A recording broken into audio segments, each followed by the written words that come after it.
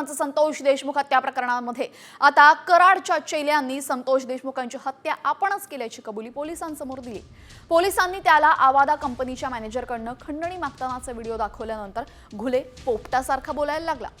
सूत्रांच्या माहितीनुसार सुदर्शन घुले, जयराम चाटे आणि महेश केदार यांनी पोलीस चौकशी दरम्यान आपल्या गुन्ह्याची कबुली दिलेली आहे। यावेळी सुदर्शन घुले याने पोलिसांना हत्येमागील कारण आणि घटनाक्रम सांगितल्याचं समजतंय। त्यामुळे आता बीडचा आका म्हणजेच वाल्मिक कराडचा पाय आणखीनच खोलात गेल्याची चर्चा सुरू आहे। दरम्यान काय कबुली दिलेली आहे ते आपण पाहूयात।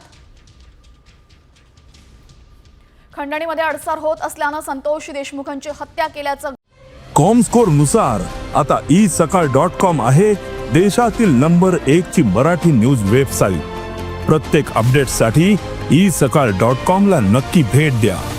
घुलेने कबूल केलेले आम्हीच सरपंच संतोष देशमुखांचं अपहरण केलं आणि त्यांची हत्या केल्याचं घुले म्हणतायत। देशमुख आणि ग्रामस्थांनी केलेल्या मारहाणीचा मनात राग ठेवला आणि त्यामधूनच हे संपूर्ण कृत्य केल्याचं घुलेने सांगितलेलं आहे। आणि आवादा कंपनीतला खंडणीचा व्हिडिओ दाखवताच घुले अगदी पोपटासारखं बोलू लागलाय।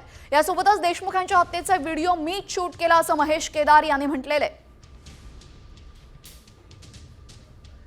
तर चेल्यांनी कबुली दिल्यानंतर आता वाल्मिक कराडचा पाय यामुळे आणखीनच खोलात जाणार आहे। होय, हत्या आम्हीच केली अशी कबुली चेल्यांनी दिल्यानंतर आता या संपूर्ण प्रकरणामध्ये कशा पद्धतीने लवकरात लवकर कारवाई होते आणि यांना शिक्षा होते हे पाहणं महत्त्वाचं ठरणार आहे।